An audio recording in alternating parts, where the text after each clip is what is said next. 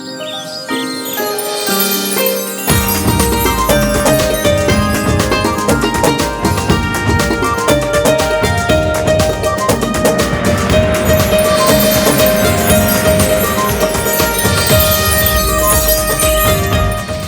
वालेकुम जी, खुश आमदीद कहते हैं आप सब लोगों को। उम्मीद करते हैं आप लोग खैरियत से होंगे। मेरे साथ मौजूद है हुमायूं ज़ेब अब्बासी और मेरे साथ मौजूद है हलीमा जुल्फ़िकार। तुमने कैसे हुमायूं ज़ेब अब्बासी ठीक है, मेरा नाम लो यार अच्छे तरीके से। मेरे साथ मौजूद है हुमायूं ज़ेब अब्बासी। मेरे साथ मौजूद है हुमायूं ज़ेब अब्बासी और मेरे साथ मौजूद है हलीमा जुल्फ़िकार। कैसी हैं? मैं ठीक हूँ। लेवेंडर कलर में बहुत अच्छी लग रही है। Thank you so much. बहुत अच्छा आज आप हमेशा मैचिंग किया, आप अच्छा लगा जी। बहुत आप वैसे हमेशा अच्छे लगते हैं, लेकिन हमारे जितने भी गेस्ट आते हैं हमें इसी तरह से पता लगता है लोगों के कमेंट्स से कि हम लोग कैसे लग रहे हैं या आपस में जो मैचिंग करते हैं वो कैसी लगती है। बहुत सारे लोग अक्सर ये कहते हैं कि जी आप क्यों हमेशा मैचिंग करते हैं, कभी डिफरेंट पहना करें। लेकिन जितने भी हमारे गेस्ट आते हैं वो जब हमें सेम कलर में देखते हैं वो इतनी तारीफ करते हैं कि हम पे कहते हैं कि नहीं आइंदा हमें That's very right। अब आज क्योंकि जिस मौजू पे हम बात करने वाले हैं बहुत मज़ेदार और बहुत मुख्तलिफ सा मौजू है, लेकिन इस पे बात करना बहुत ज़रूरी है। हम अक्सर औकात अपनी स्केड्यूलिंग नहीं करते, प्लानिंग नहीं करते, जैसे दिन की प्लानिंग नहीं करते, वीकेंड की प्लानिंग नहीं करते। प्लानिंग ज़िंदगी का बहुत एक अहम हिस्सा होता है जो कि करना अब मुझे लगता है, मेरे लिए तो मैं पहले भी करता था लेकिन नॉट इतना ऑर्गेनाइज, अब करना मुझे लगता है बहुत ज़रूरी हो गया। क्योंकि कभी कभी वीकेंड में बहुत सारे ऐसे काम होते हैं जो आपके छूट जाते हैं और आप वो कर नहीं पाते हैं। और क्यों? क्योंकि आपको कुछ चीज़ें याद भी नहीं रहती। अक्सर औकात अब मोबाइल ऐसी इतनी बेहतरीन टेक्नोलॉजी आ गई है कि आप मोबाइल टेक्नोलॉजी से बहुत सारे नोट्स बना सकते हैं कि आपने ये काम करने हैं, और ना कि सिर्फ ये काम करने, ये चीजें आपको वीकेंड पे चाहिए जो आपके अगले वीक के लिए काम आएंगी, यहाँ तक कि ग्रोसरी भी। तो मैंने करना शुरू किया। अब जब मंडे आने लगता तो मुझे याद आता, ओ माय गॉड सेब और केले तो घर पर आए ही नहीं, ओ गॉड मैंने तो वो पीनट बटर लाना था वो तो लाया ही नहीं, वो वाला बटर लाना था वो तो लाया ही नहीं। So now what I do is कि आई राइट। लिखना बहुत जरूरी है। जब बचपन में आपको याद होगा, आपके माँ बाप आपको कहते होंगे कि बेटा पढ़कर लिखा करो तो याद रहेगा। इसी तरह जो चीज़ आप लिख लेते हैं वो आपको बहुत ज़हननशीन इसलिए हो जाती है क्योंकि वो अपने अपने हाथ से आपने टाइप किया हुआ होता है। मेडिकल साइंस से कहती है कि जो आपके सेंसरी जो आपके ऐसा जो क्या कहते हैं उनको, जो सेंसेशंस आती हैं आपको, जो वो सेंस करते हैं, सेंसेस को क्या कहते हैं उर्दू में, भूल गया। हिस। आपकी जो हिस्से होती हैं उनको जितनी ज़्यादा यूज़ करेंगे, जितनी ज़्यादा मैक्सिमम यूज़ होंगी, उतना आपके जहन में वो चीज़ें आपके बैठ जाएंगी, नक्श हो जाएंगी। So it is very important to plan. Do you plan? मैं पहले नहीं करती थी लेकिन अब करना शुरू कर दिया है मैंने। ज़रूरत भी पड़ गई, ज़रूरत इजाद की माँ होती है, इसलिए कहते हैं जब आप पहले तो आप सिंगल होते हो, आपकी लाइफ बिल्कुल ही बहुत हैप्पीज़ेड सी होती है। फिर आप जब शादीशुदा हो जाते हो आपके ऊपर कुछ मतलब मेरे ऊपर उतनी ज़्यादा रिस्पॉन्सिबिलिटीज़ नहीं आई थी जितनी ज़्यादा शादीशुदा ख़वातीन पे आती हैं। लेकिन फिर जब आपका बेबी हो जाता है तो फिर और ज़्यादा रिस्पॉन्सिबिलिटीज़ आपके ऊपर आ जाती है। जैसे आपने ग्रोसरी की बात की, मैं पूरा महीना लिखती रहती हूँ कि इस महीने मैंने ग्रोसरी में ये भी चीज़ लेके आनी है, ये भी, क्योंकि जब आपको पता होता है खत्म होने वाली है तो खत्म होने वाली है तो मैं लिख लेती हूँ कि जैसे टूथपेस्ट खत्म होने वाला है तो अब मैं ये लिख लूंगी कि नेक्स्ट मतलब हो सकता है कि अगला आधा महीना चल जाए, लेकिन मैं जो है वो 2-2 महीने 3-3 महीने चल जाता है। हाँ, चल जाता है। तो आप नहीं लेते हर महीने, तो फिर जब मुझे होता है कि अगले 15 दिन में खत्म हो जाएगा तो मैं लिख लेती हूँ फौरन से। बल्कि मेरे हस्बैंड जो है वो पिछले दिनों मुझसे पूछ भी रहे थे कि तुमने ग्रोसरी की लिस्ट लिखी थी तो वो कब लेके लेनी है, तो मैंने कहा वो मैंने लेनी है अगले महीने। तो कहते फिर तुम क्यों लिख रही थी? मैंने कहा इसलिए क्योंकि जब अगले महीने मैं लेने जाऊंगी तो मुझे याद थोड़ी होगा कि मैंने क्या क्या खरीदना है, तो मैं साथ साथ लिख रही होती हूँ। तो प्लानिंग जो है वो बड़ी अच्छा, प्लानिंग से मुझे याद आया, ये चीज़ बड़ी ज़रूरी इसलिए भी होती है क्योंकि प्लानिंग अगर आप देखें, जब आप खाना बनाते हैं तो एक प्लान के मुताबिक आप चीज़ें डालते हैं। खुद सोचें कि आप गोश्त पहले डालते हो और मसाले सारे बाद में डालें तो क्या खाना कैसा बनेगा? ज़ैनब क्यों? अस्सलाम वालेकुम। वालेकुम सलाम, क्या हाल है आप दोनों? बिल्कुल ठीक ठाक। ज़ैनब, फर्क पड़ता है, आप तो शेफ हैं, आप एक्सपीरियंस भी हैं, तजुर्बाकार हैं।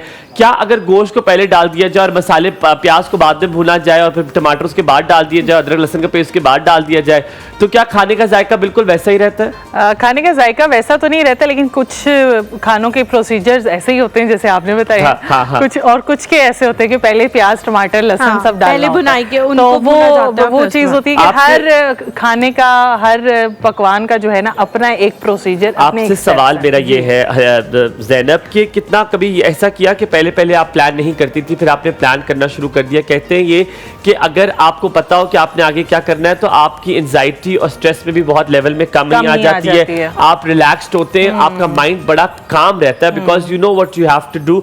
और उसी एडिशन में आप कोई और एडिशन करना चाहे तो आप कर सकते हैं, आपके स्केड्यूल जो 24 घंटे वो 48 घंटे बन जाते हैं। अच्छा, मैं इस तरह से करती हूँ क्योंकि हम करते हैं शो तो टाइम लिमिट बहुत कम होता है, तो मैं इतना मार्जिन रख लेती हूँ कि अगर मैंने कुछ खाना बनाना है, जैसे 2 चीज़ें बनानी है या 1 बनानी है, तो अगर उसमें कोई एक्स्ट्रा काम आ जाता है या कोई हर्डल्स आ जाती हैं तो मेरे पास इतना मार्जिन होना चाहिए कि मैं उसको कवर कर लूँ। तो ये मेरे माइंड में हर वक्त जो है वो 24 घंटे चलता रहता है।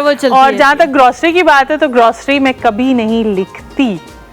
ये साद और मेरी बहुत बड़ी इस पे जंग है। इसके ऊपर हम बात करेंगे, पहले बता दो कि क्या बना आज दाल चावल बन रहे क्योंकि बहुत हमने खा लिया गोश्त, तो हमने कहा आज दाल चावल सादी खुराक। जबरदस्त, ये काफी दिनों से मैं कह रही थी अचार मंगवाया है मैंने, पता नहीं अब आया। अच्छा, ये काफी दिनों से मैं कह रही थी कि बहुत ज्यादा जब आप इस तरह की मुर्गन ग़िज़ाएं खा लेते हैं तो फिर आपका सादा ग़िज़ा खाने का जो है वो दिल करता है, तो ज़ैनब ने आज वो पूरी कर दी है बात। एक छोटा सा ब्रेक लेते हैं, ब्रेक से वापस आएंगे तो ज़ैनब से पहले पूछेंगे कि भाई ये क्यों नहीं लिखती ग्रोसरी की लिस्ट, उसके बाद अपने मेहमान की तरफ जाएंगे। आप लोगों कहीं जाना हमारे साथ।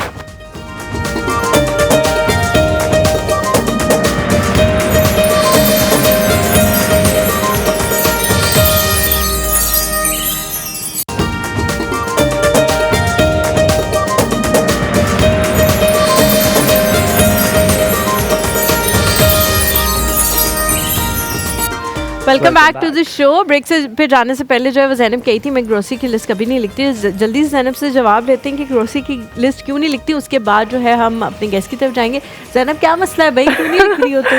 ये तो साथ भी मुझसे पूछता है कि क्या मसला है कि तुम क्यों नहीं लिखती। उसकी एक रीज़न होती है कि मैं अगर 4 या 5 चीज़ें लिखती हूँ अगर फॉर एग्जाम्पल, तो उसमें से 10 या 15 लेके मैं आती हूँ, ठीक है। तो मुझे पता होता है कि अच्छा यार ग्रोसरी लिस्ट को तो मैंने देखना भी नहीं है, वहाँ जाके मैं नहीं देखती क्योंकि मुझे पता होता है ये भी खत्म है, ये भी खत्म है, ये भी खत्म है, तो वो मेरा सब यहाँ पे ही फिक्स हुआ होता है। मुझे लगता है कि फिर तुम उन लोगों में से हो जो हर रैक के पास से गुजरते हो। वो तो मैंने गुजरना है, मैंने कुछ नहीं भी मैं उन लोगों में से नहीं हूँ। मैंने जो चीज लेनी है मैंने नाक की सीध में उसके पास जाना है, because I have very limited time. मैंने बच्चे को पहना हुआ होता है, कमर भी दुख रही होती है, फिर बंदे को होता है कि यार इसने थोड़ी देर मतलब घंटा चलो वो उसमें रह लेगी, उसके बाद वो रोने लग जाएगी। वो जो बैग पैक आप पहनते हो तो फिर मुझे होता है कि घंटे के अंदर I have to get home, तो मैं नाक की सीध में उस चीज की तरफ जाती हूँ, मैं वो उठाती हूँ, फिर मैं अगले और डेली ग्रोसरी का भी ये होता है कि साहब मुझे कहते हैं व्हाट्सएप कर दो लिस्ट तो मैं ले आऊंगा। तो मुझे वो ना लिखते हुए उलझन हो रही होती है कि यार अब क्या लिखना है, तो मैं साहब कहती हूँ मुझे साथ ले जाया करो, मैं खुद लिख लूंगी कर लूंगी क्योंकि साथ एक चीज लिखता है। हम अपने गेस्ट की तरफ चलते हैं। बहुत सारी बीमारियों के हवाले से जब हमें किसी के पास जाना होता है, सबसे पहले जिस बंदे का नाम हमारे दिमाग में आता है वो जीपी होता है। बिल्कुल, जनरल फिजिशियन आप उसके भी करते हैं। और आज आपकी मुलाकात जिनसे करवाएंगे हमारे मेहमान जो हमारे साथ मौजूद है, एक निहायत काबिल और तजुर्बाकार माहिर सर्जन डॉक्टर मुनीबुल्लाह आज हमारे साथ मौजूद है, जिन्होंने जनरल सर्जरी और लेप्रोस्कोपिक मिनिमली इन्वेसिव सर्जरी में महारत हासिल की है। इनके पास इस शोबे में तकरीबन 10 साल से ज़ायद का क्लिनिकल तजुर्बा है। उन्होंने अपना जो पिम्स से उन्होंने शुरुआत की और अपना Pakistan institute of medical and sciences PS से उन्होंने शुरुआत की और मुकम्मल सर्जरी के जो अगर आप जानना चाहते हैं तो you can go to him today. We will gonna talk about with him about hernia specifically, और भी बहुत सारी बातें करेंगे। आज हमारे साथ मौजूद हैं। अस्सलाम वालेकुम डॉक्टर साहब, a very good morning to you. अस्सलाम वालेकुम। वालेकुम सलाम, कैसे डॉक्टर साहब? डॉक्टर साहब कैसे हैं आप? बिल्कुल ठीक ठाक, आप सुनाइए। A very good morning to you. Please doctor साहब have a seat. A beautiful, I must say, you have beautiful smile. When you smile, you look very good. और आपका सूट बहुत अच्छा है माशाल्लाह। Thank you. इस बात का मकसद ये है कि आप ज़्यादा से ज़्यादा मुस्कुराया करें। आप अच्छे लग रहे हैं डॉक्टर साहब, बहुत शुक्रिया आने के लिए। आप यकीनन बड़े मसरूफ़ होते होंगे। जो सर्जन्स होते हैं उनके बारे में ये बड़ी एक आम कहावत है कि वो कभी भी फ्री नहीं होते। वो जब रात को 12 भी बजते हैं तब भी उनके जहन में अगली सर्जरी का जो है वो इमेजिन होता है कि कैसे करनी है। Is that true about you? मेरा नहीं ख्याल, लेकिन कुछ फील्ड्स ऐसी हैं जो कि डिमांडिंग होती हैं। डॉक्टरी is one of them and I must say कि जैसे हमारी फोर्सेस हैं, हमारे पुलिस के लोग हैं, they are all 24/7 on on duties. toes So होते हैं। if one person is not available, someone else in that place will be available. तो अच्छा, लेकिन बड़ी स्ट्रेसफुल जॉब है, तो जब भी हम इस तरह की किसी जॉब के हवाले से बात करते हैं, हर्निया के हवाले से हम जरूर बात करेंगे, लेकिन पहले उसकी प्रोज एंड कॉन्स का भी आपको पता होना चाहिए। सर्जरी एक बड़ी स्ट्रेसफुल चीज़ है, तो उसके लिए क्या आप अपने माइंड को रिलैक्स करने के लिए भी कुछ करते हैं? कुछ ख़ास चीज़ें हैं कि यार इससे मुझे थोड़ा सा ब्रेक लेना है या समथिंग लाइक दैट? अगर वो कुछ है तो वो भी ज़रूर शेयर कीजिए। बिल्कुल ऐसा है, लेकिन इट्स नॉट कि आप डेली, हर बंदे का अपना एक होता है temperament. Some people need daily breaks, some people need weekly breaks. तो माय यूजुअल लाइफस्टाइल इज़ के 6 डेज़ अगर मैं काम कर रहा हूँ तो on the 7th day I will not do any work and I ठीक है। Spend my time with my family, ठीक है। My wife and my kid. तो Sunday is always with the family and it's always going out somewhere.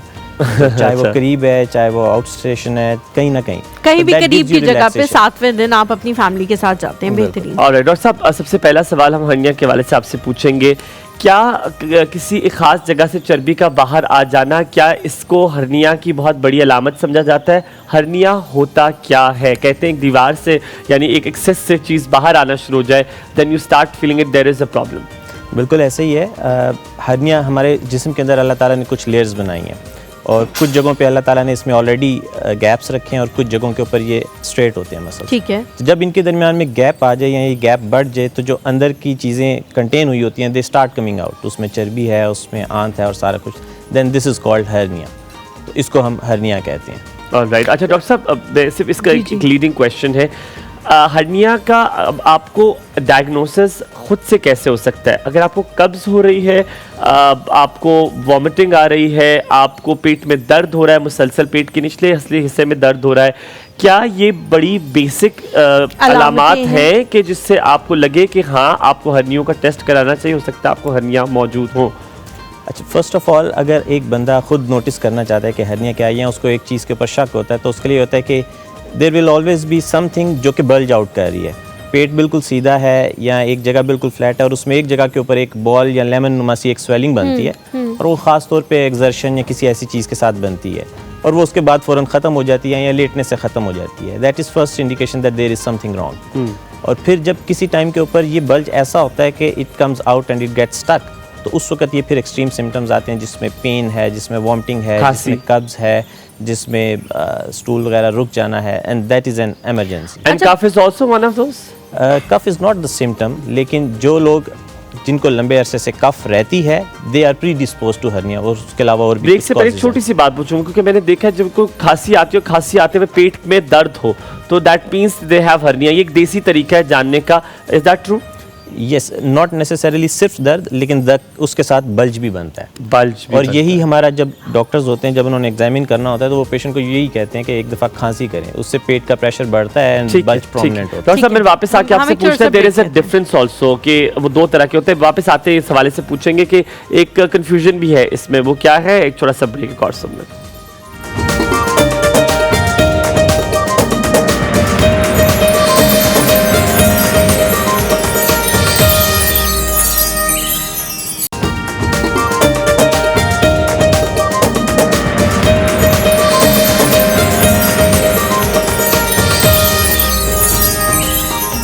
खुश आमदीद कहेंगे एक बात है। शो ब्रेक पे जाने से पहले जो है वो हुमायूं कह रहे थे कि दो तरह के होते हैं, ये मैं भी सुनना चाहूंगी। मुझे हाँ, नहीं हलीमा पता इसके कंफ्यूजन ये हवाले होती है से। जैसे बल्ज Confusion की जो बात है। कर रहे थे और मैं उसको ब्लोटिंग का नाम भी दे दूंगा because that's what we usually call it. So bloating किसी को कुछ खानों से भी हो जाती है, जैसे कुछ लैक्टोज इंटॉलरेंट लोग होते हैं, वो दूध की कोई ऐसी चीज़ अशिया खाएंगे तो ब्लोटिंग हो जाएगी, चावल खाएंगे ब्लोटिंग हो जाएगी। लेकिन ये lower part of the belly में होता है हर्निया का, जो आप बल्ज की बात कर रहे हैं। लेकिन अक्सर जो खवातीन होती है उनको लोअर बेली फैट भी होता है। तो ये एक तो इसका एक बड़ी ये बात भी कहा जाता है कि वज़न कम करें ताकि हर्निया ना हो, ये भी उससे भी लीडिंग है। सो मैं आपसे ये जानना चाहता हूँ कि डिस्टिंग्विश कैसे कर सकते हैं आप कि ये लोअर बेली फैट ही है खाली या नहीं, ये हर्निया का मसला भी है? क्योंकि देखिए सबसे पहला तो स्टेप ये है कि खुद को पता होना चाहिए कि खुदा ना खासे हो नहीं गया, क्योंकि हमने जाना है ना डॉक्टर के पास, तो how much As far as I know, ये थोड़ा डी शेप नहीं होता जिससे आपको पता लग जाता है कि नहीं ये बेली फैट नहीं है, ये हर्निया है?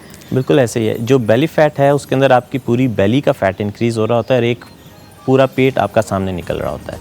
और उसके अंदर ये स्किन के नीचे फैट की लेयर होती है, that fat layer is getting increased in size, और उसके साथ यूजुअली डिस्कम्फर्ट नहीं होता, it's just a general fat कि यार मैं मोटा होता जा रहा हूँ, उसको बेली फैट बोला जाता है, और यूजुअली वो वेट गेन और इन सारी चीज़ों के साथ होता है।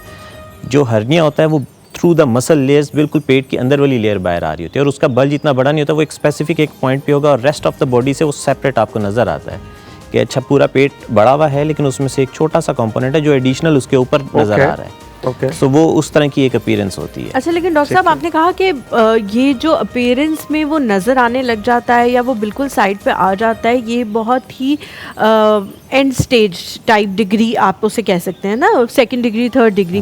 फर्स्ट डिग्री पे डायग्नोसिस क्यों नहीं हो पाता है? क्या क्योंकि मैंने ज़्यादातर ये बीमारी एक तो ख़वातीन में देखी है और डी शेप और नज़र आने वाली भी उन्हीं के अंदर होती है। क्या ख़वातीन अपने आप को इतना बेहतर सेल्फ एग्जामिन नहीं करती कि हमें कोई इशू है, इसकी वजह से उनमें ये इतना ज़्यादा आगे पहुंच जाता है?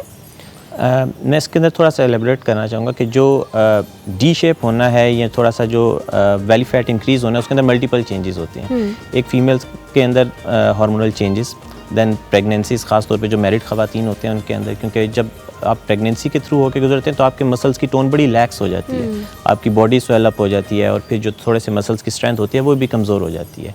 बेली फैट इंक्रीज़ हुआ था प्रेगनेंसी के अंदर, कई दफ़ा फूड क्रेविंग्स होती है लोगों को, बहुत सारी चीज़ें, सारा कुछ। और फिर जब इसके साथ आप देखते हैं तो वो एक जो प्रोटूबरेंस आई होती है और एक जो बेली फैट इंक्रीज़ हुआ होता है, देन अगेन आप फिर उसके बाद एक्सरसाइज करते हैं कि अच्छा अब इसको मैंने कम करना है और सारा कुछ।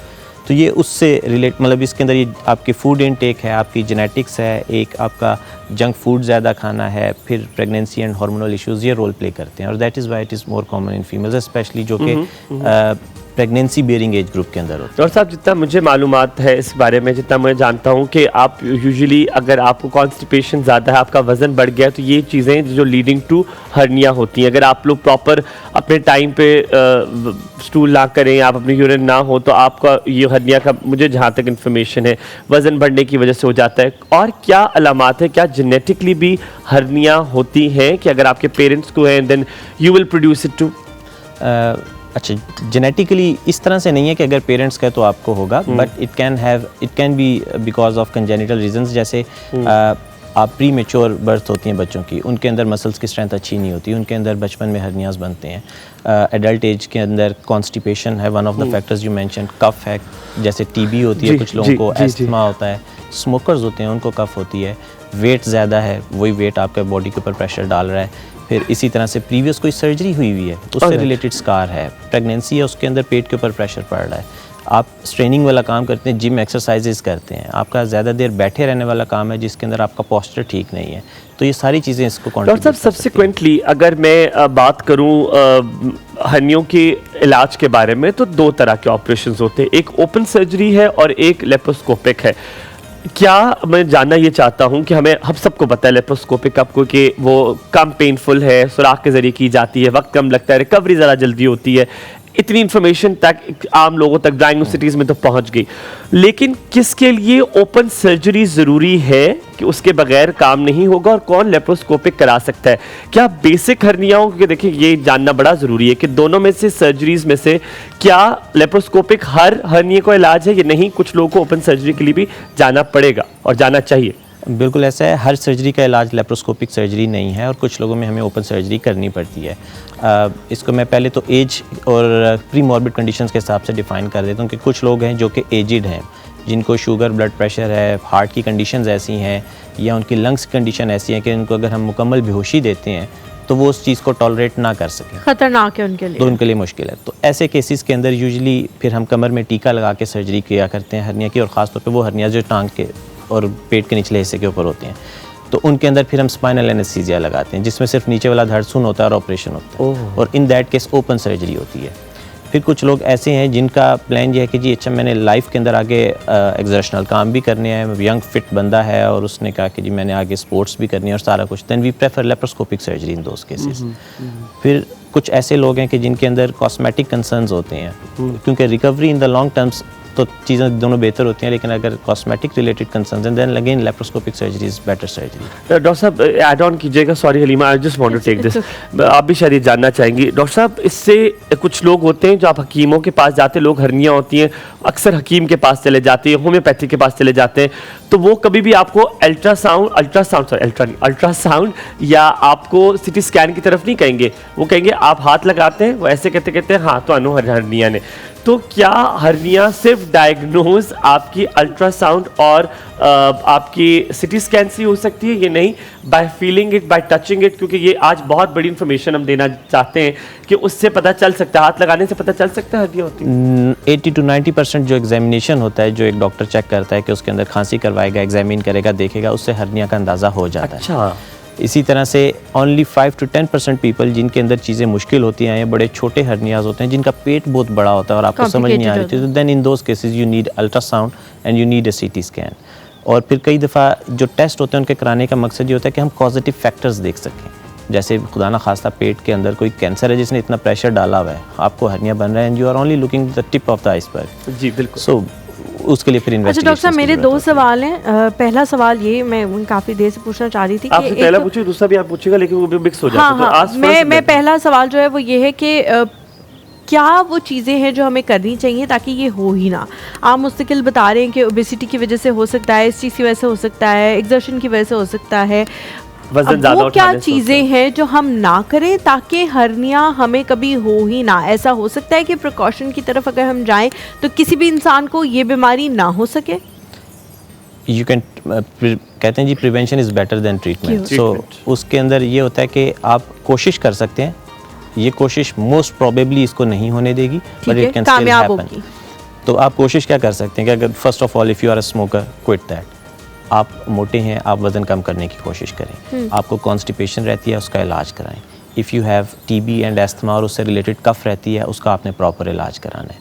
Surgeons while doing surgeries they must take care of कि हर स्टेप वाइज चीज़ करनी है, क्योंकि एक सर्जरी हुई है, उस सर्जरी के ऊपर भी अगर फेलियर ऑफ आपने गलत तरीके से चीज़ों को किया है या एक चीज़ें मिस हो गई हैं बीच में, तो it can lead to hernia. अच्छा डॉक्टर साहब, कॉन्स्टिपेशन के हवाले से भी मैं सवाल Yeah, करूंगी। हम एक छोटा सा एक ब्रेक लेते हैं, ब्रेक के बाद जब वापस आएंगे तो सवाल से सवाल करेंगे। कहीं मत।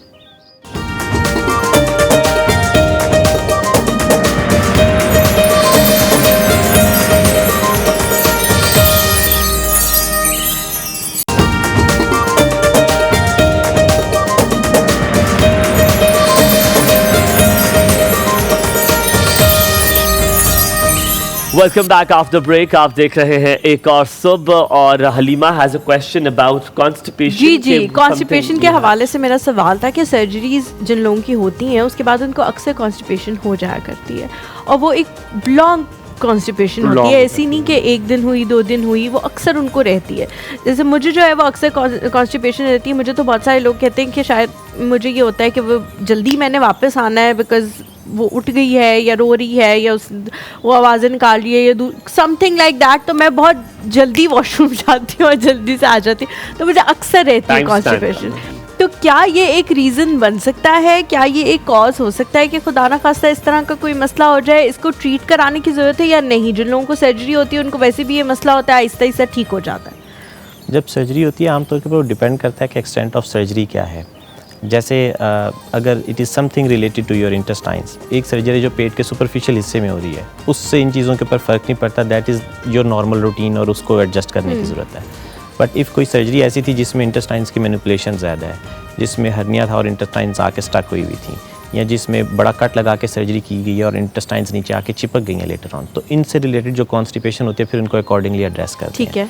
एक जनरल रूटीन में हम ये कहते हैं कि जब सर्जरी होनी है उससे 6 घंटे पहले खाना पीना बंद, सर्जरी वाले दिन भी बड़े लिक्विड्स आप ले रहे हैं, अगले दिन आपने हल्का फुल्का खाना पीना शुरू किया है, तो जो फर्स्ट स्टूल है it comes out a little letter, तो उस दौरान फिर हम पेशेंट को भी ये बताते हैं कि 3-4 दिन के बाद फर्स्ट स्टूल आना इज़ नॉर्मल, लेकिन अगर परसिस्टेंट कॉन्स्टिपेशन रहती है तो उसके लिए आपने अपनी लाइफस्टाइल मॉडिफाई करना है।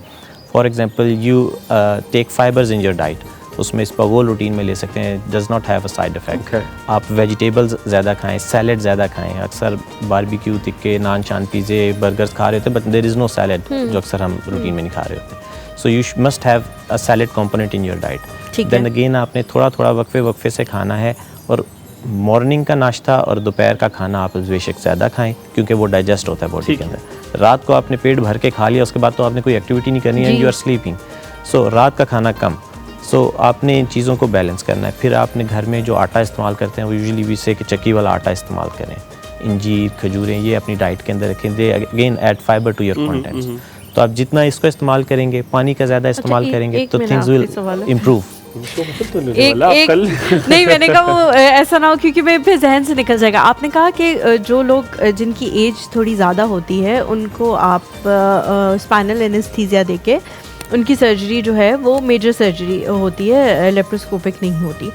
तो कुछ लोग ऐसे होते हैं जिनको बहुत डर लगता है उस सर्जरी से, बिकॉज आपकी आंखें तो खुली हुई हैं और जो ऊपर लाइट लगी हुई है उसमें आपको सब कुछ नज़र आ रहा है कि मेरे क्या हो रहा है, मेरे तो कट लग रहा है, ये हो रहा है, वो, तो बहुत डर लगता है। मुझे तो बहुत डर लगा था, बहुत हॉरिबल एक्सपीरियंस वो होता है कि वो जो लाइट है उसमें सब कुछ नज़र आ रहा है। तो उन लोगों को जो डर लगता है, कभी कभी उनकी हार्ट बीट तेज़ होने लग जाती है, कभी कभी उस सर्जरी के दौरान उनको कोई मसला होने लग जाता है, बीपी उनका शूट करने लग जाता है कि मेरे साथ क्या हो रहा है, टेंशन में इंसान चला जाता है। उन लोगों का कोई अल्टरनेटिव है या नहीं? अगर आपकी एज ज़्यादा है या आपको कोई इस तरह का मसला है तो फिर आपको बर्दाश्त ही करना पड़ेगा, या इधर उधर देखें, आप साइडों पे देखें, उसकी तरफ ना देखें। क्या हो सकता है पॉसिबली? ऐसा ना हो ना उनकी तबीयत और ज़्यादा ख़राब हो जाए, कोई दिल का दौरा ही उनको वहाँ पे पड़ जाए। ऐसा नहीं है कि हमने उनको ज़बरदस्ती बर्दाश्त कराना है। असल में कुछ ऐसी चीज़ें होती हैं जिनके अंदर हम स्पाइनल एनेस्थीसिया लगाते हैं, साथ सेडेटिव्स दे देते हैं। सेडेटिव का मकसद ये होता है कि हमने आपको बेहोश नहीं किया, but we have put you to sleep. हम चीज़ों को साथ मॉनिटर कर रहे होते हैं, जिसकी डोज बड़ी कम होती है in context to general anaesthesia. ठीक है। तो पेशेंट को नहीं पता होता क्या हो रहा है क्योंकि उसको फील कुछ नहीं हो रहा है, and since he is sleeping he is not seeing anything.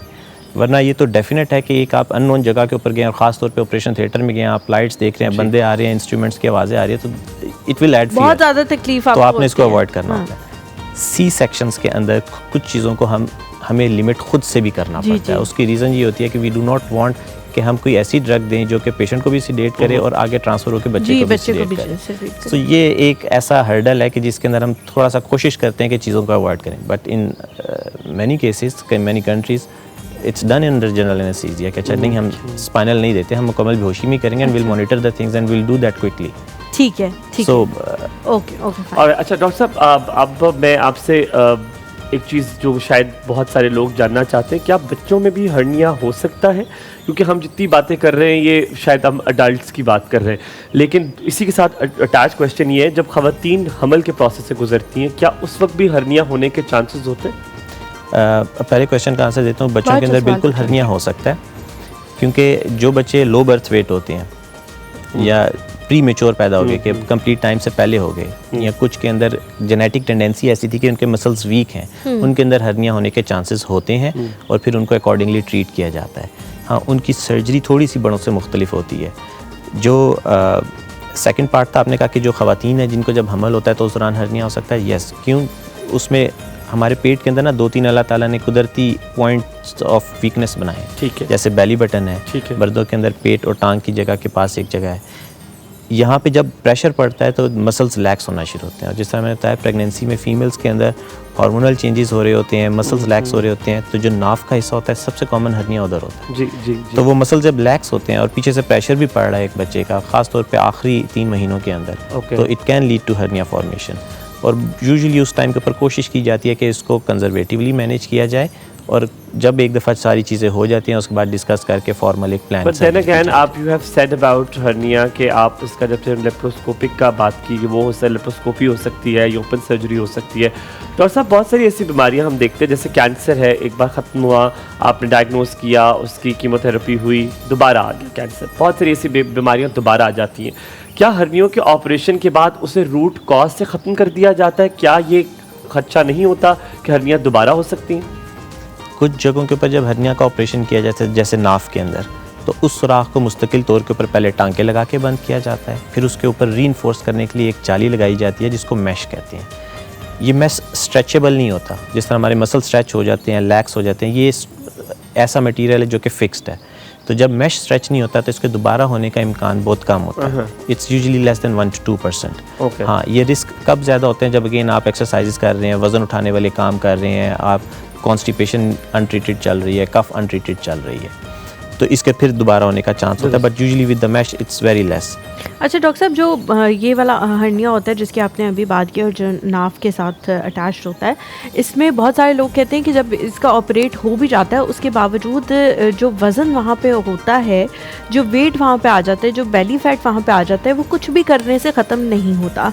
बहुत सारी ख़वातीन को ये होता है कि अब हम उस तरह के कभी कपड़े पहन ही नहीं सकते जो हमारी मर्ज़ी के थे, क्योंकि वहाँ से आपको पेट की जगह से आपको कोई खुले कपड़े पहनने पड़ते हैं इस तरह का। और वो कहती हैं कि हम चाहे कुछ भी कर लें नहीं ख़त्म होता। मेरे साथ एक ऐसी खातून भी थी हज के दौरान जिन्होंने हम सब से दुआएं कराई थी कि खुदा का वास्ता अल्लाह मियाँ से कहो कि प्लीज़ ये मेरा यहाँ का बेली फैट ख़त्म, क्योंकि वो बहुत लीन थी, बहुत पतली थी, 3 माशाल्लाह उनके बच्चे थे। और वो कहती थी कि मैं बहुत अजीब बेढंगी सी लगती हूँ और मैं मतलब मैं ज़ाहिर है मैं पतली हूँ ऊपर से, और ये इस जगह से मैं मोटी हूँ और ये मेरा ख़त्म नहीं होता। मैं एक्सरसाइजेस कर लूँ, मैं स्विमिंग कर लूँ, कुछ भी कर लूँ, तो क्या ये कभी ख़त्म नहीं हो सकता या कोई ना कोई इसका तरीक़ाकार है ख़त्म करने का जो हमें नहीं पता?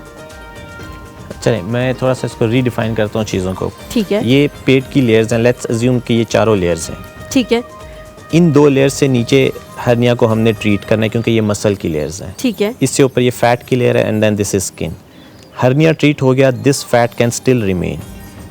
इस फैट का इलाज हर्निया के इलाज से डिफरेंट है। ठीक है। सो हर्निया वो बल्ज है, सुराख है, रिपेयर्ड मैश डल गया, एंड इस फैट के लिए आपने हर्निया वाली सर्जरी नहीं करनी। ठीक है। इसके लिए यू नीड डाइट प्लान्स, इसके लिए you need to have exercise done, इसके लिए you can have liposuction done, इसके लिए you can have cosmetic surgery done कि एक्स्ट्रा फैट आपने निकाल लिया। ठीक है। एंड देन अगेन अगर आपका फैट बहुत ज़्यादा है और आप एक्सरसाइजेज वगैरह नहीं कर सकते और आप एजिड भी हैं, आपको शुगर ब्लड प्रेशर भी है, देन मेटाबॉलिक सर्जरीज जिनको बैरियाट्रिक सर्जरीज भी कहते हैं कि जिसमें मैदा थोड़ा सा काट दिया, फूड को थोड़ा सा बाईपास कर दिया, ये सारे प्रोसीजर्स तो आजकल आ रही है। हमने सुना है कोई पॉलिटिशियन। बिल्कुल। थोड़ा सा ब्रेक लेते हैं, ब्रेक के बाद वापस हाजिर होते हैं, कहीं मत जाएगा। देखते रहिए कौर सब, आपका दिन बहुत अच्छा गुजरे।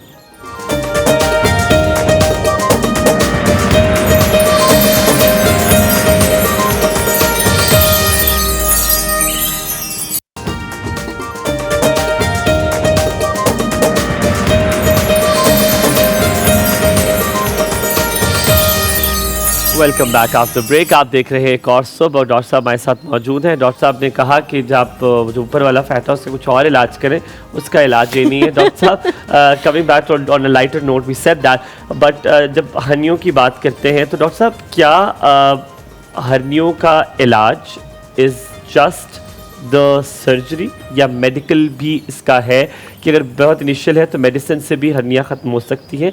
अलॉन्ग विद दैट अगर आपने सर्जरी करनी है और ज़्यादातर पाकिस्तान में हाई ब्लड प्रेशर और डायबिटिक लोग हैं, तो क्या उनके लिए भी सर्जरी उतनी ही फ्रेंडली है, उतनी ही ईज आउट है? हर्निया एक मैकेनिकल प्रॉब्लम है and it always needs fixation. ये मेडिकेशन से ठीक नहीं होती। Now what we have to decide is कि जब हम ये सर्जरी करने जा रहे हैं तो ये पेशेंट के लिए सेफ़ कितनी है। हमने ऐसा नहीं करना कि एक पेशेंट है उसका हार्ट से रिलेटेड इश्यूज़ चल रहे हैं और उसको भी लेट्स से स्टंटिंग की ज़रूरत है या कोई फॉलिज का अटैक हुआ है 2 हफ्ते पहले और हम कहें नहीं हर्निया है तो अब फ़ौरन ऑपरेट करें। No, that's not the case. हमने चीज़ों को ऑप्टिमाइज़ करना है, प्रायोरिटाइज़ करना है, एक डिटेल एवेल्यूएशन करनी है कि अच्छा हम इसका ऑपरेशन करने जा रहे हैं तो इसको ऑपरेशन का ज़्यादा फ़ायदा या ना करने का।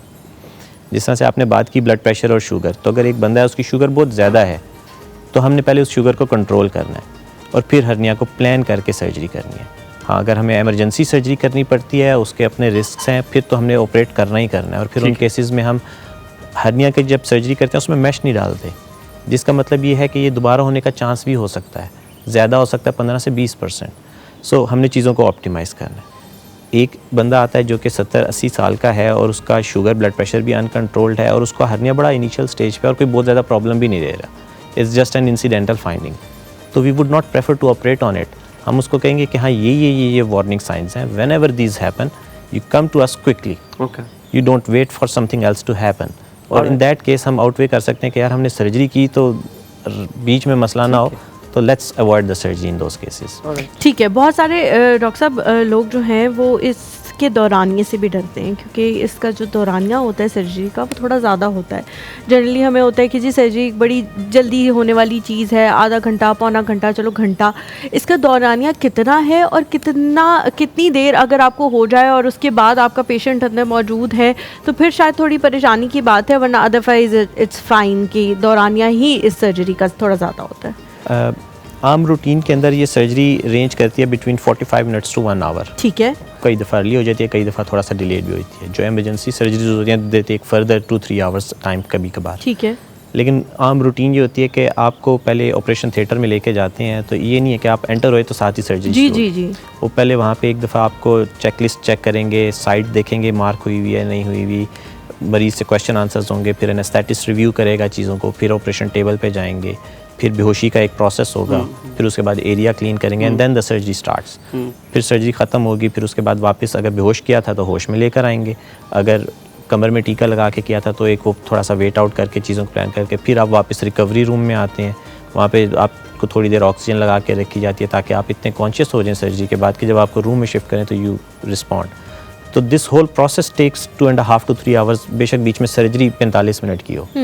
तो यूजुअली जो बाहर अटेंडेंट होता है वो अज्यूम करता है कि पेशेंट अंदर गया तो सर्जरी स्टार्ट हो गई है, और आधे पौने घंटे के बाद एक्चुअली स्टार्ट हो रही होती है। और फिर जब सर्जरी ख़त्म होती है तो उसको पता नहीं होता कि कब ख़त्म हुई है, तो 3.5-4 घंटे के बाद उसको पता चला अच्छा अब सर्जरी हो गई है।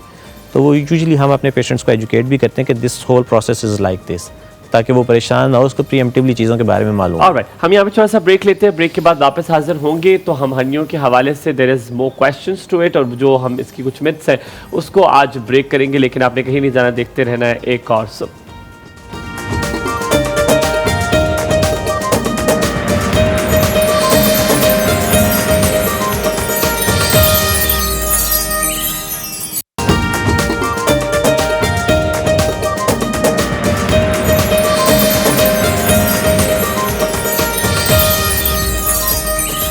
Welcome back back after to the the show. Break. आप देख रहे हैं एक और सब। डॉक्टर साहब, बहुत सारी ऐसी बीमारियां हैं जो लेट इट गो भी कर देनी चाहिए। कहते हैं कि लोग, कोई हम लोग इंतज़ार करते हैं जब तक वो सीरियस स्वेयर ना हो जाए, हम उनका इलाज नहीं करते। जैसे फॉर इंस्टेंस पथरी है, आपको पता होता है आपको पथरी है, तो आप कहते हो जस्ट लेट इट गो, जब तक वो आपके उस तरफ फंस ना जाए कि आपको उससे इश्यूज़ होना शुरू हो जाए। फॉर इंस्टेंस सिस भी होती है, तब तक सिस आप उसको जाने देते हैं जब तक वो कोई प्रॉब्लम क्रिएट ना करो। लाइकवाइज आपके जब हर्निया होती है, कभी कभी आप जस्ट लेट इट गो कि अभी तक दर्द नहीं हो रहा, हाँ मुझे पता है मुझे हर्निया है, आप नहीं उसको ऑपरेशन कराते। क्या हर्नियों को प्रोलॉन्ग किया जा सकता है? कोई नुकसानात हैं कि अगर हम उसका इलाज फौरी तौर पर ना करवाएं जब हमें पता चल जाए, या नहीं इतनी कोई अलार्मिंग बात नहीं है? अच्छा, जब हर्निया बिल्कुल इनिशियल स्टेज के ऊपर होता है ना और पेशेंट हमारे पास आते हैं, तो हमने 2 चीज़ों को देखना है कि उसका इंटेलेक्ट लेवल कितना है और कितना वो फॉलोअप के ऊपर पेशेंट आ सकता है। अगर तो बड़ा अर्ली हर्निया है और पेशेंट भी एक पढ़ा लिखा इंसान है और उसको चीज़ों की समझ भी आती है, तो आप उनको अवेयरनेस देते हैं कि ये सिम्टम्स हैं, व्हेन एवर दे हैपन या they start happening you come to us and get the surgery done. ठीक है। और दूसरी तरफ अगर हमें पेशेंट ये बताता है कि मैं आया हूँ, बस ये है जो करना है कर दें, बस जैसे आपने जो करना है, तो आपने देखना है कि क्या उसको भी इस वक्त सर्जरी की ज़रूरत है, 6 months 1 year down the line ज़रूरत है। और कुछ ऐसे पेशेंट्स हैं जिनका हर्निया थोड़ा सा ज़रा बड़ा है, they require immediate surgery. Immediate से मुराद ऐसा नहीं होता कि आज या कल में फ़ौरन, but should plan it and do it electively. इस केस के अंदर फिर हम मैश के साथ सर्जरी करते हैं। And then again there are some patients who come to emergency कि हर्निया है, फंस गया, स्टक हो गया और इंटेस्टाइन्स बीच में आ गई हैं, वॉमिटिंग हो रही है, पेट फूल रहा है, तो then that is an immediate surgery, और उसमें फिर हम कहते हैं कि नहीं, it should be done right away. अच्छा डॉक्टर साहब, कुछ लोग जो हैं वो इस पे परसिस्टेंट होते हैं कि हमें इलेक्टिव सर्जरी की तरफ जाना है। उसकी रीज़न जो है वो कुछ लोग ये देते हैं कि उनका मेडिकल फ्री होता है, उनको उतना पे नहीं करना पड़ रहा होता उसके हवाले से, या फिर जो गवर्नमेंट जो सर्विसेज प्रोवाइड करती है आपकी फ्री मेडिकल के हवाले से, वो उनके पास होती हैं, तो वो हर मुमकिन चाह रहे होते हैं कि हम उसे अवेल कर लें। तो क्या ये एक ऐसी सर्जरी है जिसमें अगर पेशेंट चाहे कि मेरी इलेक्टिव सर्जरी हो जाए तो डॉक्टर उसकी तरफ जाता है, या कहता है कि नहीं मैं ये क्योंकि आपका इलाज जो है वो मुफ्त है तो ज़रूरी नहीं है कि अभी आप इसकी तरफ जाएं? मैंने ऐसे पेशेंट्स को देखा है जिनको डॉक्टर कह रहे थे कि आपको सर्जरी की ज़रूरत नहीं है, वो कह रहे थे कर दें डॉक्टर साहब, कर दें मेरी सर्जरी कर दें।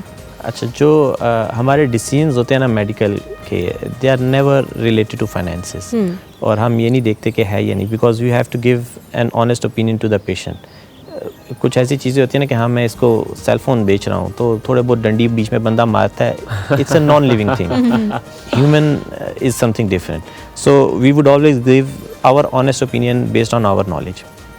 हर्निया की surgery, preferred surgery is elective surgery, ठीक है। उसकी वजह ये होती है कि आप प्लान करके करते हैं, क्लीन करके करते हैं एंड मैश डालते हैं, और उसके आउटकम्स भी अच्छे होते हैं। एक सर्जरी जो अनप्लान्ड है उसमें रिकवरी डिलेड होती है। ठीक है। हमें नहीं पता, शुगर कंट्रोल थी नहीं थी, सर्जरी कर दी, अब हम शुगर को भी देख रहे हैं, हर्निया भी देख रहे हैं। ओके। और एक बंदा है जिसको हमने प्लान करके किया, तो सुबह ऑपरेट किया, तो मे भी शाम को हमने घर भी भेज दिया, ठीक है। तो अब उसकी रिकवरी भी अच्छी चल रही है।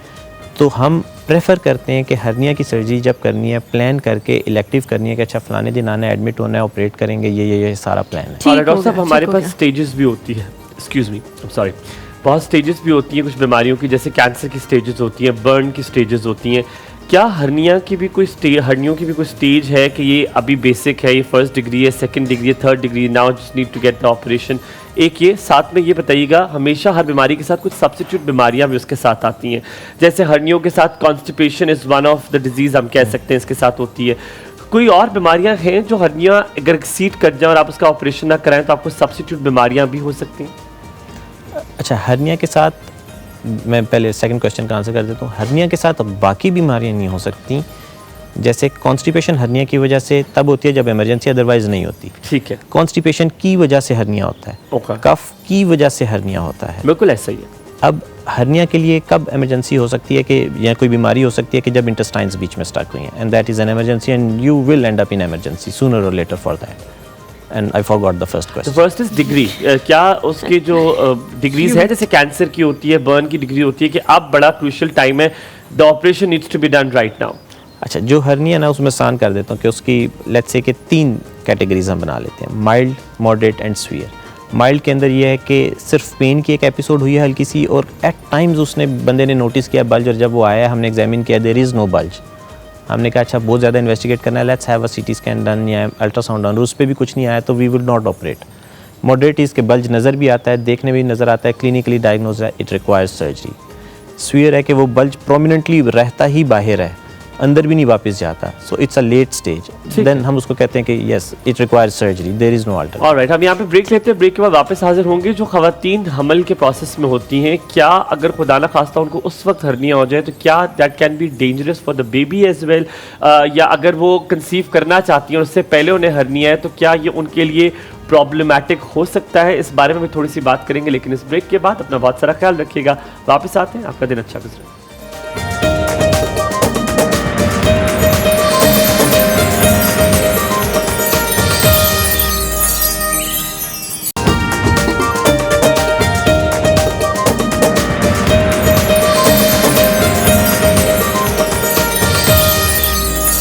Welcome back after break. आप देख रहे हैं एक और सब, इसी तरह हम वापस आएंगे जैसे आप हमें स्टैंड बाय कर रहे हैं, बट क्योंकि ईद के बाद जब आप वापस आते हैं ना तो आप भी बड़े एग्जॉस्ट हो जाते हैं। ईद पे इतना आपने कुछ किया होता है, हालांकि ईद से पहले हम सोच रहे थे कि ईद की जो छुट्टियां आएंगी उनमें हम आराम करेंगे, हम ये करेंगे, हम वो करेंगे, और पता ही नहीं लगा ना छुट्टियां इतनी खत्म हो गई, थकावट उतरी नहीं रही है, उतरी नहीं रही है। सो हम आपसे पूछना चाह रहे थे हमल के हवाले से, अगर कोई खातून कंसीव करना चाहती है, उससे पहले उन्हें ये पता चल जाता है कि उन्हें हर्निया है, तो क्या ये उनके लिए मसला पैदा कर सकती है? और खुदा ना खासा दौरान हमल भी she get to know that she has hernia, तो उसके बारे में बताइएगा। अच्छा, जब हर्निया के बारे में हमल से पहले पता हो तो उसमें 2 ऑप्शंस होती हैं। If it's a small hernia we tell them to wait and get the pregnancy, और जब प्रेगनेंसी हो जाती है, फैमिली कंप्लीट हो जाती है, तब हम उसको फॉर्मल सर्जरी करेंगे। उसकी वजह ये होती है कि हमने जब सर्जरी करनी होती है हर्निया की, we prefer to place a mesh, और जब मैश रखना होता है तो उसके बाद प्रेगनेंसी यूजुअली हम 2 इयर्स तक कहते हैं आपने अवॉइड करनी है, ठीक है, क्योंकि उस दौरान फिर स्ट्रेच आता है, तो एक तो वो पेन कॉज करता है, सेकंड वो स्ट्रेच की वजह से फेलियर ऑफ मैश हो सकता है कि वो मैश सेपरेट हो जाता है, टूट जाता है, अंदर मसल स्ट्रेच आउट होते हैं, गिव वे कर जाते हैं, तो वो हर्निया की सर्जरी को फेल कर देता है। सो इफ़ अगर पहले से पता है हर्निया के बारे में तो आपने उसको प्लान करना है कि आप पहले हर्निया प्लान करना चाहते हैं सर्जरी, या आप अपनी फैमिली कंप्लीट करना चाहते हैं। Then the preference is to complete the family, then after that you get the surgery done 6 weeks after the pregnancy. और अगर आपने पहले सर्जरी करानी है then you wait at least 2 years. अब वो ख़वातीन जिनको हमल के दरमियान में हर्निया हो गया है तो usually we don't operate, we wait unless कि वो प्रेगनेंसी ख़त्म हो जाती है। हाँ, अगर कोई But there will be no issue while she's there can be अगर वो खुदा ना खास्ता हर्निया के अंदर इंटेस्टाइन्स आके स्टक हो जाती हैं, और इंटेस्टाइन स्टक होने का मकसद ये है कि आप खाना खाते हैं, वो आगे जाता है, जहाँ पे स्टक है वहाँ पे इकट्ठा होना शुरू होता है, then you start having vomiting, you start having distension of tummy. आपको पेट फूल रहा है, आपको स्टूल नहीं पास हो रहा, then that is an emergency. Okay, ठीक और है। उस वक्त फिर उसको ऑपरेट करेंगे। परफेक्ट। Whatever the अच्छा state. डॉक्टर साहब, सर्जरी के बाद की जो एहतियात हैं वो पाकिस्तान Very में right. नहीं की जाती, बताई भी नहीं जाती, बहुत कम। चीदा हम प्राइवेट हॉस्पिटल्स की अगर बात करें तो वहाँ पे वो एहतियात होती हैं, वरना अदरवाइज़ तो होती भी नहीं है, या बड़ी मुश्किल है लोगों के लिए करना। क्या क्या एहतियात हैं इस ऑपरेशन के बाद, इस सर्जरी के बाद? कब जो है वो स्टिचेस रिमूव होंगी या नहीं? डिज़ोल्वेबल स्टिचेस होंगे, रिमूव करने की ज़रूरत ही नहीं पड़ेगी? आपको किस किस तरह अपनी रूटीन में वापस आना है? एकदम से वापस आ सकते हैं या नहीं? आहिस्ता आहिस्ता एक्सरसाइज कर सकते हैं या नहीं कर सकते? वो क्या क्या चीज़ें उसके हवाले से? बहुत आम सवाल है, बहुत आम। Thank you. सर्जरी के बाद यूजुअली फर्स्ट डे के ऊपर आफ्टर 3 to 4 आवर्स हम पेशेंट को चलना फिरना स्टार्ट करा देते हैं, बट ये चलना फिरना उतना नहीं होता जितना आप नॉर्मल रूटीन में चलते हैं। डे 1 डे 2 के ऊपर एक्टिविटी आप स्टार्ट कर देते हैं, लिक्विड डाइट से सॉफ्ट डाइट के ऊपर इन 1 or 2 डेज़ और फिर रेगुलर डाइट पे शिफ्ट हो जाते हैं। आफ्टर 5 to 7 डेज़ आप रूटीन में चलना फिरना, एक्टिविटी, गाड़ी में बैठना है, स्टेयर्स चढ़नी है, कर सकते हैं, लेकिन स्टेयर्स चढ़ना जैसे फिर वो आराम आराम से, ये नहीं कि सारा दिन ऊपर नीचे होते रहे। यूजुअली जो स्टिचेस लगाए जाते हैं वो 10 to 14 डेज़ के ऊपर निकाले जाते हैं। 10 to 14 डेज़ के बाद आप अगेन रूटीन की तमाम एक्टिविटीज़ कर सकते हैं। आपने अगर गाड़ी चलानी है चला सकते हैं, लेकिन आपने अगर मोटरसाइकिल चलाना है और ख़ास तौर पे लंबे टाइम के लिए चलाना है तो that is to be avoided for 1 to 1.5 month। ठीक है। खास तौर पे उस पर वो जो किक मारनी होती है तो उसके लिए वी वुड टेल यू कि आपने 3 months वेट करना है, क्योंकि दैट विल गिव प्रेशर। इसी तरह से आपने लंबी ड्राइविंग करनी है जिसमें आपने कॉन्स्टेंट बैठे रहना है, तो दैट विल बी 4-5 आवर्स की कोई ड्राइव करनी है, तो वो हम कहते हैं कि आपने 1 to 1.5 month अवॉइड करनी है। ठीक है। बहुत ज़्यादा पानी की बोतलें उठा के बॉटल पे चढ़ानी है या सीढ़ियाँ चढ़नी है, या अगर कोई छोटे बच्चे हैं उनको उठाना है, तो 3 months तक उसका परहेज़ होता है, क्योंकि एक्सर्शनल एक्टिविटी आपने नहीं करनी।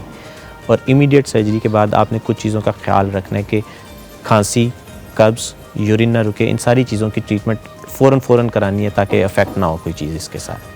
ठीक है डॉक्टर साहब, यहाँ पे थोड़ा सा ब्रेक लेंगे और ब्रेक के बाद जब वापस आएंगे, बहुत सारे लोग डाइट को कसूरवार कहलाते हैं बहुत सारी बीमारियों के लिए। हम आपसे ग़िज़ाओं के बारे में पूछेंगे कि क्या कुछ ग़िज़ाएँ भी ऐसी होती हैं जिसकी वजह से हर्निया हो सकती हैं, और दूसरा एक छोटा सवाल होगा कि होम्योपैथी की दवाई से कितना आप बिलीव कर सकते हैं। बड़ा डिफ़िकल्ट क्वेश्चन होगा आपके लिए कि क्या ये ठीक हो सकती है। हम थोड़ा सा ब्रेक लेंगे, उसके बाद किचन में भी जाएंगे। स्मेल ऐसी आ रही है कि अल्लाह अकबर, मज़ा आ गया ज़िंदगी में। शुक्रिया।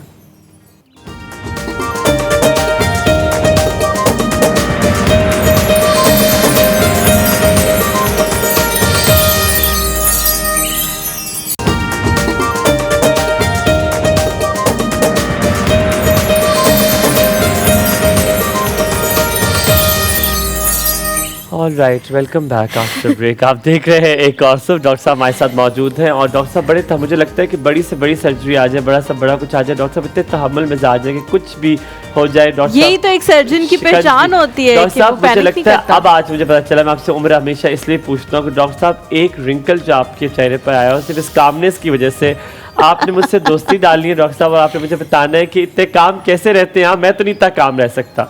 वो कीप काम होता है ना, वो शर्ट मेरे लिए बनी है।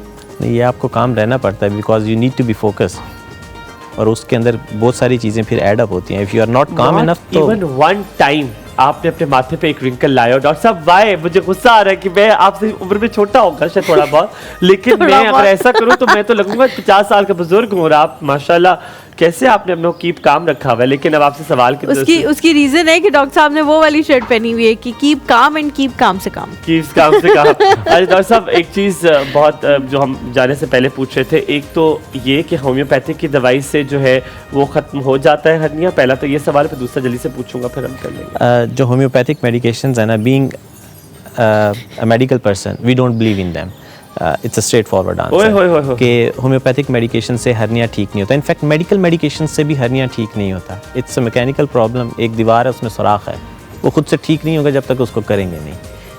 मौज़ात अल्लाह ताला करता है, we believe in them, I believe in them, लेकिन hernia is not something to be treated with drugs. उसके लिए सर्जरी इज। और do you remember my first question? No, yes, it was related to the diet and it's yes, ग़िज़ाएं यार doctor साहब ने कहते छा से गए आप थोड़े से, ठीक है। तो क्या ग़िज़ाओं से भी हर्निया हो सकता है? कोई ऐसी ग़िज़ा खा लिया? अच्छा, डाइटरी हैबिट्स इस तरह से हर्निया कॉज कर सकती हैं कि जब वो कॉन्स्टिपेशन करती हैं, जब वो कांस्टेंट ब्लोटमेंट करती हैं। और उसके अंदर यही है कि जैसे पिज़्ज़े बहुत ज़्यादा खा रहे हैं, बर्गर्स खा रहे हैं और उसके साथ सैलड नहीं है, you are eating lot of fast food, तिक्के खा रहे हैं, बोटियाँ खा रहे हैं, मटन खा रहे हैं, नो सैलड, सो ये सारी चीज़ें कॉन्स्टिपेशन को हेल्प करती हैं, और जब कॉन्स्टिपेशन होती है आप स्ट्रेन करते हैं, दैट प्रीडिस्पोजेस टू इट। तो उसके लिए आपने डाइट में यही मॉडिफिकेशन करनी है कि सैलड जितना आपने सालन खाया ना उसका 1/3 सैलड लाजमी है। डॉक्टर साहब आपको देख के लगता है कि सैलेड के अलावा आप कुछ नहीं खाते। डॉक्टर साहब ने जो है ना वो डाइट- तरासा निकाला है, क्योंकि ईद पे हम सब ने वो सब कुछ खाया जो डॉक्टर साहब ने मना कर दिया खाने से। तुमने आ खाया, जाए मैंने जी तो नहीं किचन में, खाया। आ जाए तुम किचन में आ जाए, कहाँ खा रही हो ये सब कुछ? सादा ग़िज़ा की तरफ चलते हैं। डॉक्टर साहब आप Hello, खाने में सबसे ज्यादा क्या Hello. पसंद करते हैं? सब कुछ खाता हूँ। डॉक्टर साहब मुझे दाल नहीं चावल इज लगता। वन वो ऑफ चावल माय कहते हैं फेवरेट्स। वो। दाल चावल इज वन ऑफ डॉक्टर साहब फेवरेट। मैडम आप डोल रही हैं सुरखाब की तरह, ये सुरखाब का वतीरा है, आप ना करें।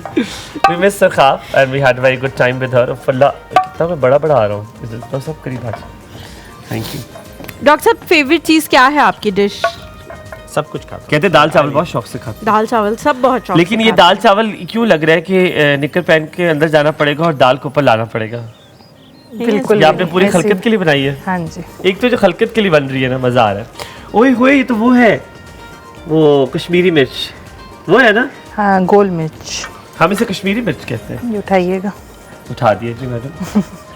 यार मैं थोड़ा सा तो खाऊंगा, इतना मजे आप पकड़िए या चावल आप डालें, दे मैं पकड़, मैं डालूं। जो आप दोनों में से कोई भी डाल ये सकता इतनी है। चालाक है, अब ये जान के पता है इसलिए क्यों अब किया मैं ताकि मेरे से गिरे और ये कहे देखा खुद से तो गिरा है, लेकिन इंशाल्लाह नहीं गिरेगा, आप देखिएगा।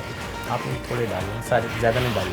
ठीक है डॉक्टर साहब, अब ये इसकी ये जो चाल है ना इसको पूरा ना होने दूंगी। मुझे यहाँ से निकलवाना चाहती है कि मैं ये होस्ट बन जाए और मेरी जो रिस्क है वो ये खा जाए। मैं तो बहुत ही आहिस्ता डाल रहा हूँ। इसीलिए ना कि गिरे नहीं। नहीं क्योंकि देखो मैं अच्छा सलीका है ना मेरे अंदर। जी जी। सुगड़ सुगड़, आप पाए। सुगड़। बस करो बस करो। नहीं नहीं थोड़ी सी डाल लें तो जैनब देखो और डालें। है ना, देखा यार भर गई है ना डिश, ना करो। गिरने तो देना जरा। गिरने क्यों दे, देखिए इतना फिट में डाल रहा हूँ जबरदस्त। डॉक्टर साहब खाना बनाना आता है? A couple ये of ट्रे भी things. कपल क्या है? एक पिशावरी लोगों की डिश होती है रोश। वो बना सकते हैं? यस। हम उसके अंदर इतने 2-3 दिनों से तरीके होते हैं। मुस्तकिल इसकी बात कर रहे हैं। डॉक्टर साहब बोले मुख्तलिफ तरीके होते हैं। एक ये कि आप उसको कुकर के अंदर बनाएं, और एक आटा लगा के वो कोयले के ऊपर बनाना है आपने 3 से 3.5 घंटे। वाला बना सकते हैं? Do we have 3.5 to 4 hours? आप I have it, you have it or not, I don't know, but बताए वो आटे वाला बना सकते हैं? जी बिल्कुल बना सकते हैं। I'll send you a video. मैं आपकी तरफ हो जाता हूँ, आप लोग अलग हो जाओ, मैं डॉक्टर साहब के साथ हूँ। आप बना लेते हो बहुत बेहतरीन, आलू भी डालते हैं। रेसिपी की तरफ चलते रेसिपी की हैं। तरफ टमाटर। जी। जैनब रेसिपी यहाँ पे मैं रेसिपी दाल की बता देती हूँ। उबले हुए चावल तो हर किसी को बॉईल करना आते हैं, लेकिन बॉईल चावल की भी मैं रेसिपी बताती हूँ। इसमें मैं एक चीज़ डालती हूँ। हाँ अच्छा, यहाँ पे मैंने मलका मसूर दाल ली है, जो ऑरेंज कलर की दाल होती है, वो हाफ कप जो है मैंने ली है। उसको 4 घंटे मैंने पहले भिगो लिया था। और यहाँ पे जो चना दाल होती है वो भी 2 कप लिया, उसको भी 4 घंटे के लिए भिगो लिया था। और उसके बाद मैंने 3 से 4 कप लिया पानी और उसको बॉईल कर लिया था। जिंजर गार्लिक पेस्ट 2 टेबलस्पून चाहिए, हल्दी ½ टीस्पून चाहिए, रेड चिली पाउडर 3/4 टीस्पून चाहिए, सॉल्ट 2 टीस्पून, और ग्रीन चिली स्लाइस्ड कीवी 2 टेबलस्पून चाहिए, ब्राउन प्याज 2 टेबलस्पून। गरम मसाला इसका स्पेशल बनेगा, अगर तो आपने पाउडर फॉर्म में यूज़ करना है तो कर लें, वरना आप साबुत भी डाल सकते हैं। मैंने जो है साबुत यूज़ किया है। उसमें मैंने ज़ीरा 1.5 टेबलस्पून डाला है, जो सब्ज़ इलायची है 2, काली इलायची बड़ी वाली 1, जो जायफल जवतरी है वो छोटे छोटे पीसेस मैंने इसमें डाले हैं, ज़्यादा ना हो। और जो बादियान का फूल होता है वो भी एक छोटा, और जो दालचीनी की स्टिक है वो 1 मैंने इसके अंदर ऐड की है। और काली जो मिर्चें हैं वो मैंने साबुत इसके अंदर 1 टीस्पून के हिसाब से आप डालें, उसमें 10 से 12 जो पीसेस हैं वो आ जाएंगे। और उस आप ये ऊपर से जो है गरम मसाला आपने बाद में डालना है। तड़का लगा के करना है। अच्छा, तड़के में भी मैंने, क्योंकि मैंने तड़के में ये गरम मसाला ऐड किया है ऑयल करके, और वरना आप इसका पाउडर भी बना सकते हैं, फिर आप तड़का ना लगाएं। ठीक है, तो तड़के को आप स्किप कर सकते हैं। और बॉयल, लेकिन हम तो जैनब अंदर डालते हैं और तड़का लगाते हैं प्याज और लहसुन का, प्याज और लहसुन का वो भी होता है। मैंने प्याज लहसुन ही डाला है, लेकिन ऐसा होता है कि कुछ लोग नहीं डालते वो ना, जैसे मैंने अभी दाल की रेसिपी बताई है तो जिंजर गार्लिक पेस्ट दाल के अंदर भी ऐड कर देते हैं। ठीक है, तो वो उस वक्त फिर तड़के के वक्त ज़रूरत नहीं अच्छा, इसमें गोश्त भी डाला जा सकता है? गोश्त भी है ना? डाला तो जा गोश्त भी सकता है। डाला हाँ, जा हम दाल गोश्त भी हम भी बनाते दाल हैं। गोश्त अच्छा, बनाते हैं। और ज़्यादा। इसमें एक चीज़ ये जो मैंने चावल बॉईल करते हुए किया है कि अगर आप चाहते हैं कि आपका चावल खिला खिला बॉईल हो और वाइट कलर आए, एक होता है ना येलोइश भी थोड़ा आता सा रास्ता है, दे तो आप देना इसमें डॉक्टर 1 टेबल साहब। स्पून जो है आप मेरे सिरका स्टूडेंट हैं, ऐड कर प्लीज, सकते हैं। प्लीज, तो इससे एक तो प्लीज, खिला खिला प्लीज, चावल होगा, चावल का जो साइज है वो बड़ा हो जाएगा आपने ट्राई और करके वाइट बताना है कलर हो कैसी जाएगा। बनी हुई है डॉक्टर दाल? साहब, मैं डॉक्टर आपको साहब? इसे इसलिए दिया, ये रोश ना बताते आप तो मैंने कभी आपको चम्मच ढूंढ के ना देनी थी। ये रोश पे मैंने आपको चम्मच ढूंढ के दिया और डॉक्टर साहब आप खाएं जितना आपका दिल करता है। आज आप मौजे मारे थे, छलांगा मारे। और राइट डॉक्टर साहब बताइए कैसा है? बहुत ही जल्दी मैंने आपसे पूछ लिया, एक प्लेट बहुत खाएंगे? गर्म होगा। चल रहा है नहीं, इट्स वेरी टेस्टी। दाल बहुत टेस्टी बनी हुई है। अच्छा। आई मस्ट से कि रोज से पहले आप यही खाएं। उसके साथ आप सैलेड लाजमी खाइएगा। हाँ, सैलेड भी तैयार है। ठीक है, वाली और तैयार दही है। वाली। डन हो गया। डन हो गया। आज डॉक्टर साहब बहुत बहुत शुक्रिया आपके आने का, आपसे बहुत सारी चीज़ें सीखी हमने आज। और अक्सर डॉक्टर साहब ने स्टार्ट से पूछा था कि आप बोर नहीं हो जाते मेडिकल की चीज़ें करते हुए, लेकिन not at all, you also know it कि बड़ा अच्छा लगता है कि हम आपको भी एजुकेट करें, खुद भी एजुकेट हो। अपना बहुत सारा ख्याल रखना है और तब तक के लिए ज़ैनब, हलीमा और हुमायूं आपसे चाहेंगे इजाज़त। अल्लाह। अल्लाह हाफ़िज़।